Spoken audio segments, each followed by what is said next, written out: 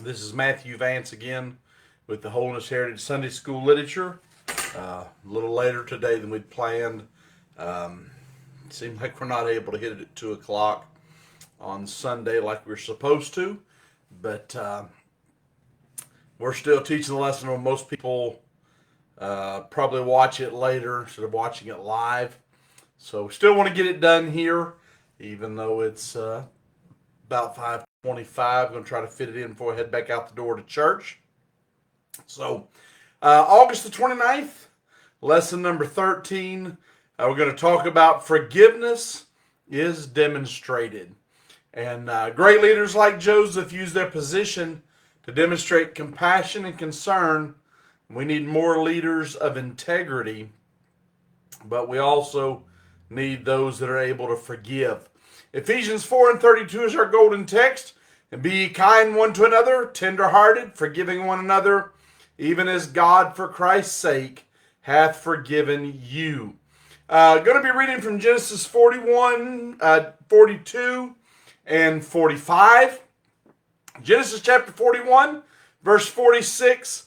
And Joseph was 30 years old when he stood before Pharaoh, king of Egypt. And Joseph went out from the presence of Pharaoh and went throughout all the land of Egypt.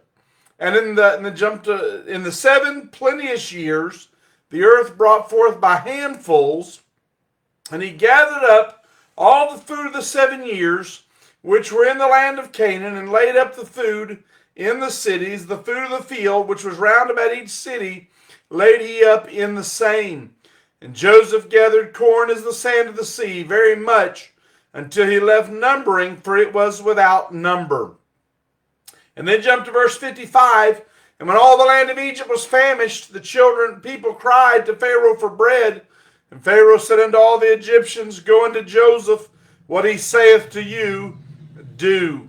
And then chapter 42 and verse 1. Now when Jacob saw that there was corn in Egypt, Jacob said unto his sons, Why do you look one upon another? And he said, Behold, I have heard that there's corn in Egypt. Get you down thither and buy for us from thence, that we may live and not die. And Joseph's 10 brothers went down to buy corn in Egypt. And then chapter 45 and verse 4, covering a lot of territory. Joseph said unto his brethren, Come near unto me, I pray you. And they came near, and he said, I am Joseph your brother, whom ye sold into Egypt. Now therefore be not grieved, nor angry with yourselves, that ye sold me hither, for God did send me before you to preserve life. Hallelujah. All right, we want to look here. We studied last week from the life of Joseph, but we want to look again at some more of the life of Joseph and the type of leader that he was, the type person that he was. If you remember, as we closed out last week, Joseph was on his way to Egypt, sold to the Ishmaelites as a slave, headed down to Egypt, probably put on the auction block and put up for sale and bought by Potiphar, one of the rulers of the Pharaoh. And there in Potiphar's house, probably for 11 years. The Bible tells us he was 17 years old when he dreamed the dreams, and shortly thereafter probably sold. Now, the Bible said he was 30 years old when he stood before Pharaoh, which means he had been in Egypt somewhere close to 13 years. And the final 2 years had spent in prison. So for about 11 years, he had been a servant to Potiphar. He had served him faithfully. He had done his job. But you know the story. Potiphar's wife lied on him. Told the story about what he tried to do to her. It was all a lie, entirely made up. But Potiphar puts him in prison. Now, I really believe that Potiphar might have had his own questions about his wife, because if what she told really happened, no doubt he would have immediately killed the servant that did that. But instead he puts him in prison. Down there in the prison, they dream a dream. The butler and the baker dream a dream. They tell the dream to Joseph. Joseph tells them what's going to happen. One of them killed, one of them restored. And 2 years he was restored. Forgot about Joseph. But the Bible tells us that Pharaoh dreamed a dream. In fact, dreamed 2 dreams. He dreamed of 7 years of corn, good and plentiful, and then 7 wasted, blasted ears of corn, and they eat up the good ones. And then he dreams of 7 cows, fat cows, that then 7 skinny cows, and they eat up the skinny cows that are still thin. Can't understand this, but somebody remembers about Joseph down in prison. He's handing the cup to the king, and he said, I remember my faults this day, but there is a man down in the prison that knows the answer to dreams. They brought him in, and I want you to think about this now. Joseph was a foreigner. He was nothing more than a slave. He had been in prison, so he was a criminal, had been in prison for 2 years. But they bring him up, and he tells Pharaoh the dream. And the Bible said that he was discreet and wise, a man in whom the Spirit of God was, and in spite of all the things he had against him, Pharaoh realized that he was a man of God. Pharaoh had him, put him in a position to gather for 7 years of plenty. Joseph went throughout the land of Egypt, gathering the 5th part, or 20% of the crops. Now, we don't know if that was a tax, or a lot of people believe he was probably purchasing it from the farmers that raised it, and bought this from them and stored it in all the cities round about. Now, Joseph didn't do that as a selfish effort just to hoard it up, but he really believed that in a few more years would come 7 years of famine. He believed it so strongly that he was willing to stake his life on it. He so strongly believed the Word of God that it was going to be 7 years of famine that he said that I'm willing to put my life on the line to go round it up. And that's what he did for 7 years. And after 7 years, if anybody had any doubts about Joseph's interpretation of Pharaoh's dream, they realized when exactly 7 years later, the famine started. The famine started.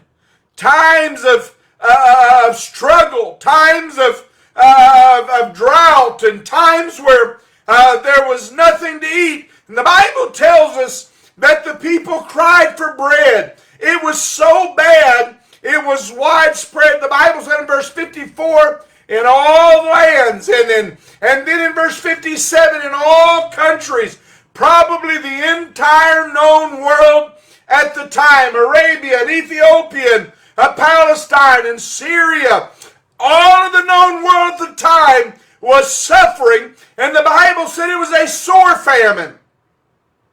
Very, very severe. And then it caused such a hunger that the people cried for bread. They ran out of food.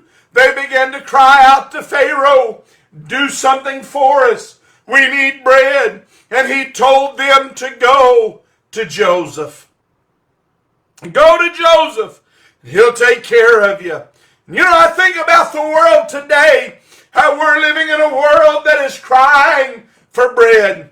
The Bible said there would come a famine in the last days, but it wouldn't be a famine for food or water, but of hearing the word of the Lord. They're crying for bread. The Bible tells us that Jesus is the bread of life. He said, he that cometh to me shall never hunger, and he that believeth on me shall never thirst. Matthew 6:11, he told them to pray, give us this day our daily bread. Jesus is the bread. He's the bread of life that this hungry world needs. And what I love that Joseph did when he had all of this piled up, he had all of this stored. The Bible said in verse 56 that he opened the storehouses. He opened it up. He made the food available to everyone. What's the Bible say? That whosoever will. He made the food available to those that had a need. And you know, as a Christian, we possess the greatest treasure this world has ever got. How we possess the very bread of life. How we possess the salvation that the world needs. We've got it. We've got the goods. We've got it. But I wonder how many are willing to share it with the entire world. I was going to the Philippines on a missions trip, and I had a pastor say, well, I really think there's enough sinners here in America and enough people here that need help, that why do we waste our time helping somebody over there? Many years ago, my father-in-law, my dad, and myself, well, wasn't my father-in-law at the time, shortly before we got married, we were headed to Kenya. Someone said to my father-in-law, we're headed to Kenya. They said, why do you waste your time going over there with all of those? And used a very derogatory word for black people. Said, why do you spend your time going over there to them when there's enough here? But you know what? I love what Joseph did. Joseph didn't just say this is for Egyptians. This is all Egyptians raised it. Those Canaanites, those Arabians, those Ethiopians, they didn't raise it. It ain't their stuff. They didn't. I heard a man one time that said, I prayed like this. He said, Lord, bless me, my wife, my son, his wife, us four, no more. I've met people that had that kind of an attitude, that we've got the gospel. It's just for us. Why should we share it? Why should we give it away when we're the ones that... But you know what? Joseph, as a true leader of character and integrity, Joseph looked at it and said, what we've got will help somebody else. It'll help somebody. Joseph said, all that I've collected and all that I've done does no good locked in a storehouse. And I want to challenge somebody today that all the gospel, all of the good news, say, well, Brother Vance, we've got it here in our church, and if they want to come hear it, they're welcome to. And I've heard other people say that. We've got it here. If they want to come get it, they know where it's at. They're welcome to it. They can come here. But what did Jesus say? He said, go ye into all the world and preach the gospel. Take what we've got and offer it to the entire world. Can't be any prejudice. We can't look at them and say, wait a minute, they wasn't raised in a Holiness church. Wait a minute, they're not Americans. They're not white. They're not, my goodness, what kind of person are we that can see a person in need? And the Bible said, shut up his bowels of compassion. What kind of person are we? Joseph is taking it. He's passing it out. A lot of years have went by. One day, as he's there, the door opens, and in steps his 10 brothers. Long story that got them here. They were down in Canaan, back at Hebron, starving to death. Jacob, his sons, their families. Jacob saw that there was corn in Egypt. Maybe he saw the caravans coming through with sacks of corn strapped on them. Maybe he heard about the abundant supply of grain that the Egyptians had. You know what I love about that? Word of mouth got the news to Jacob. And you know what? We've got people that are lost today, people that are away from God, people that have never heard the goodness of God. And the best form of advertisement is word of mouth. When they can look at us and say they've got something, when they can hear that they're a Christian. I heard someone say recently about a preacher, said he's different than all the other preachers I met. He's different. He must have something real. You know what? Jacob heard that down in Egypt there was corn. He told his 10 boys, said, pack up and go down to Egypt. His youngest son, Benjamin, that had been born, the little brother of Joseph, he said, I'm not going to let him go lest something happen to him. I've already lost Rachel's other son, Joseph. I can't bear to lose Benjamin. Go down to Egypt. The only purpose for making a trip to Egypt was food, the rough roads, thousands of people making the same caravan. Go down to Egypt. They get down there and they go to stand before the Lord of Egypt. Now remember, the Egyptians had beards. Joseph, just 17 when they left, probably just a little scraggly beard.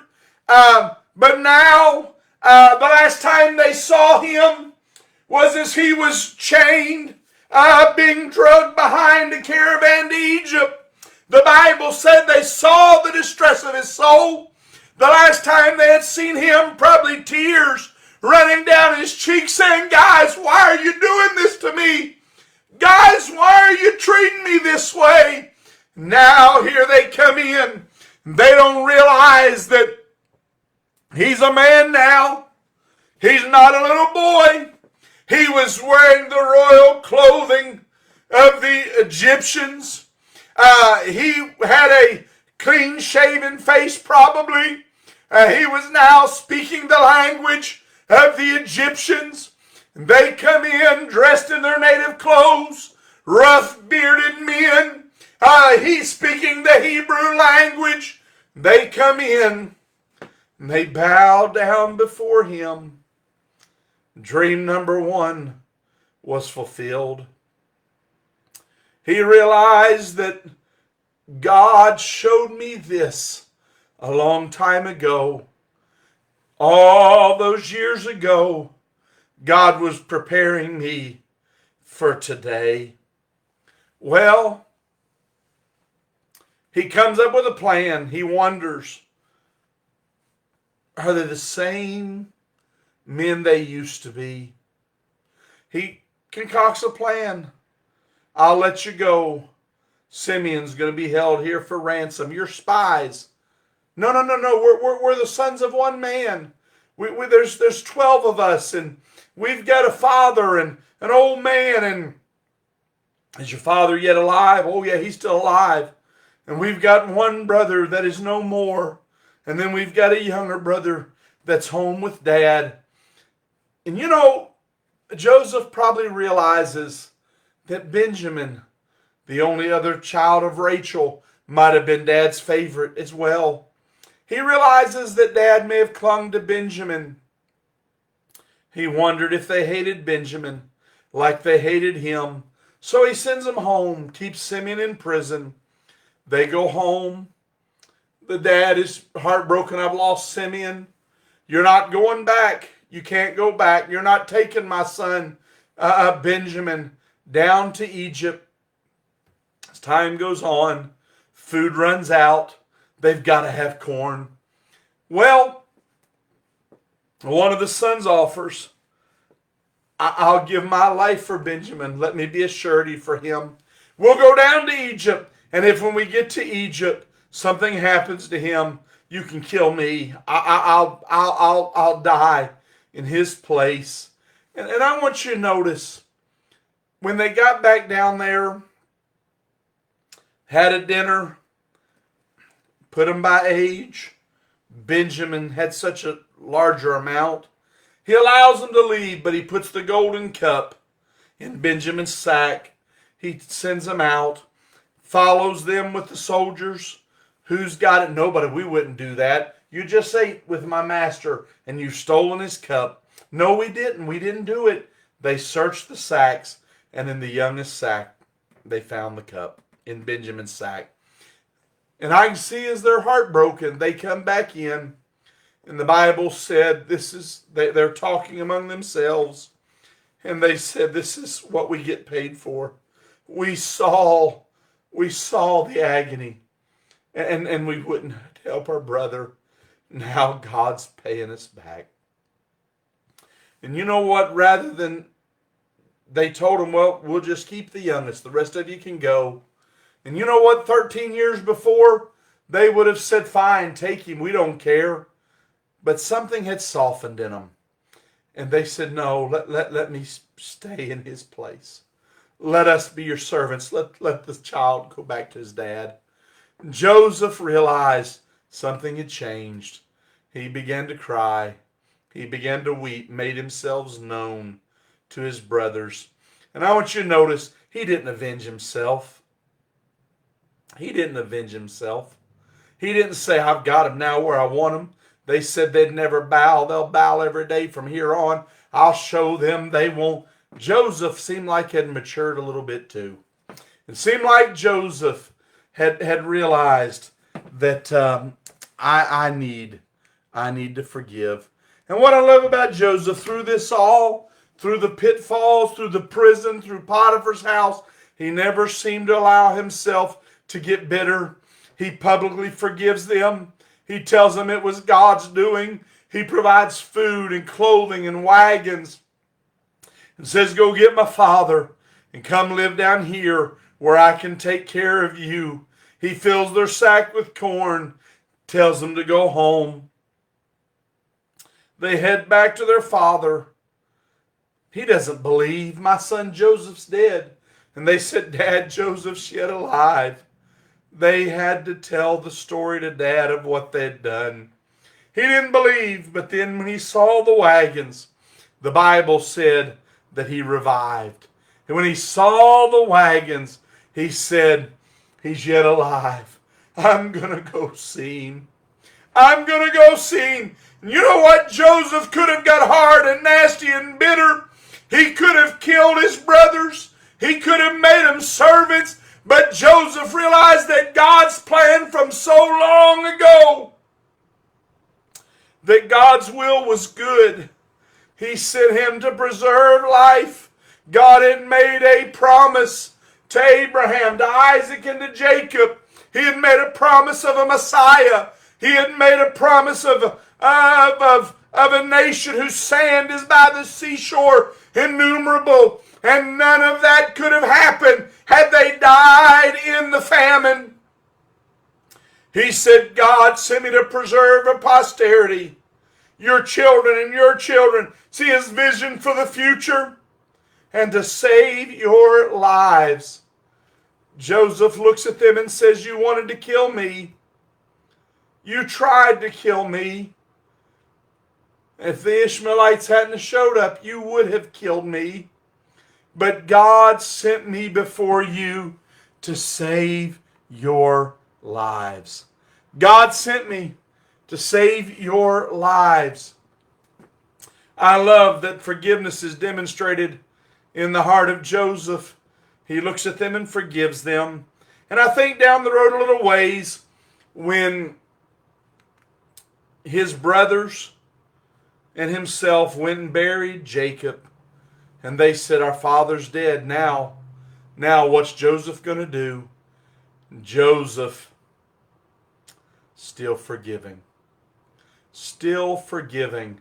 If there was anybody that had a right to be bitter, if there was anybody who had a right not to forgive, it was Joseph. But he forgave anyhow. And I want to tell you, for unforgiveness and bitterness will totally destroy your life. It'll totally ruin your life if you fail to forgive those that have done you wrong. When Jesus was on the cross, Joseph is such a wonderful type of Jesus. When Jesus was on the cross, he looked down at those that had crucified him and said, Father, forgive them, for they know not what they do. He said, I could have called the legions of angels. I could come down from here. I could kill every one of you. But he looked at them and said, Father, forgive them. And in the life of Jesus and in the life of Joseph, we never find a hint of bitterness. He was mistreated, afflicted, persecuted, lied on, humiliated, imprisoned, even forgotten. But he never got bitter. Never got bitter. Don't let it get you. Don't let yourself get bitter. Don't allow yourself to get hard and angry and unforgiving. Do like Joseph. Demonstrate forgiveness. All right, Lord bless you. We'll see you next Sunday. You have a good day.